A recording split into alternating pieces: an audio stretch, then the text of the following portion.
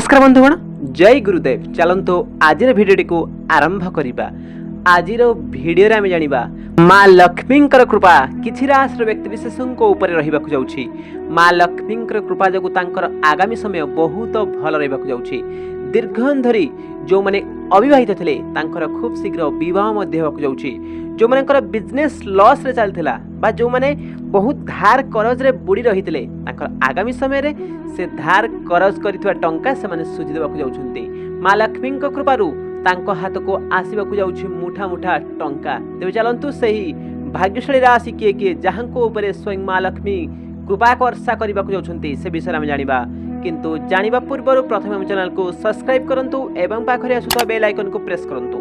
ता सहित comment box रे हृदय रे जय माँ लक्ष्मी निहाती लिखंतु। देखिबे माँ लक्ष्मी आपनकु मध्य कृपा करिवे। ता सहित आम भिडियोटी को लाइक कमेंट शेयर करिबार जम्मारे भूलंतु नहीं, कारण यह करिबा आपनक पई फ्री अटे, बिल्कुल फ्री अटे, किंतु यह आम पई बहुत मूल्यवान अटे। तेबे चलंतु भिडियोटी को आरंभ करिबा, किंतु भिडियोटी को आमर शेष पर्यंत निहाती देखिबे, कारण शेष रे ही आमे आपनकु किछि टिप्स देबु जे टिप्स आपनक पई बहुत उपकार रहिबो। तेबे चलंतु भिडियोटी को आरंभ करिबा। तेबे प्रथम भाग्यशाली राशि होउची मेष राशि। मेष राशि व्यक्ति विशेषंकर भाग्य अत्यंत चमक उठिबाक जाउची। मेष राशि व्यक्ति विशेषंकर भाग्य आगामी समय रे बहुत भल रहबाक जाउची। दीर्घन धरी जो माने अविवाहित थिले तांकर खूब शीघ्र विवाह मध्ये होबाक जाउची। जो माने शेयर मार्केट रे टंका निवेश करुथले तांको पई समय बहुत भल रहबाक जाउची। दीर्घन धरी जो माने बहुत सारा जीवन रे बहुत टेंशन रे रहुथले, जीवन रे बहुत प्रकार समस्या सम्मुखीन होउथले, से सब आगामी समय रे आपनकर टेंशन दूर होबा सहित आपनक पाखको मुठा मुठा टंका मध्य आसीबाकु जाउछि। जो माने कॉम्पिटिटिव पई प्रिपेयर होउथले से तांकर कॉम्पिटिटिव परीक्षा रे कृतकार्य हासिल करिबाकु जाउछन्ती। अतएव माँ लक्ष्मी कृपारु आपनकर आगामी समय बहुत भल रहबाकु जाउछि। तेबे द्वितीय भाग्यशाली राशि होउछि मिथुन राशि। मिथुन राशि व्यक्ति विशेषंकर भाग्य अत्यंत चमक उठिबाक जाउछि। दीर्घन धरी जो माने शेयर मार्केट रे किंबा म्यूचुअल फंड किंबा क्रिप्टो करेंसी आदि टंका निवेश करुथले तांको पई समय बहुत भल रहबाक जाउछि। आगामी समय आपनको पई बहुत खास रहबाक जाउछि। जो मानेंकर किछि कोर्ट कचेरी मामला रहितला से कोर्ट कचेरी मामला आपनक सपक्ष रे समाधान मध्ये होबाक जाउछि। दीर्घन धरी जो माने कॉम्पिटिटिव पई प्रिपेयर होउथले तांकर आगामी समय बहुत भल रहबाक जाउछि। आपनकर दाम्पत्य जीवन बहुत सुखमय रहबाक जाउछि। प्रीवियस दिन रे आपन जो कर्म करथिले से कर्मर फल आपन पाइबाकु जाउछन्ती।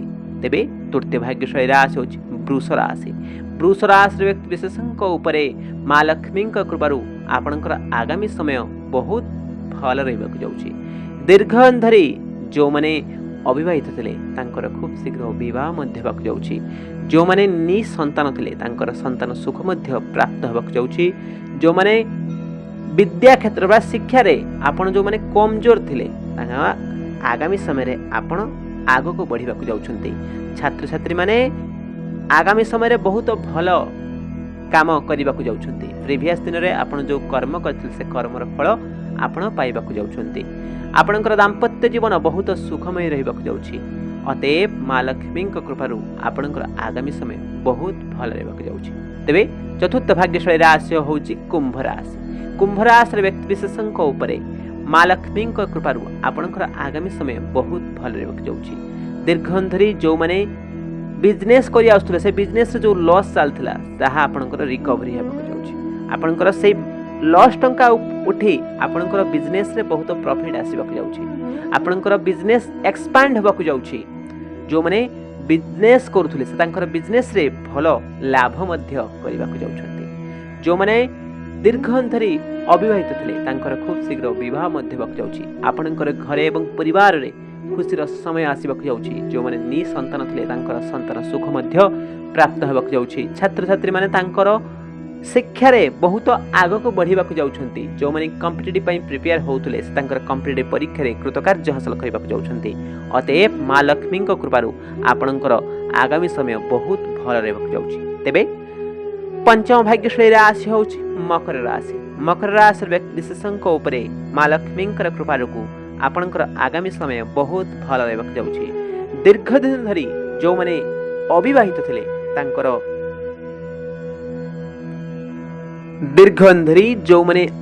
ଥିଲେ ତାଙ୍କର ଖୁବ୍ ଶୀଘ୍ର ବିବାହ ମଧ୍ୟ ହେବାକୁ ଯାଉଛି। ଯେଉଁମାନେ ବେରୋଜଗାର ଥିଲେ ତାଙ୍କୁ ତାଙ୍କର ମନ ମୁତାବକ ଚାକିରି ମଧ୍ୟ ମିଳିବାକୁ ଯାଉଛି।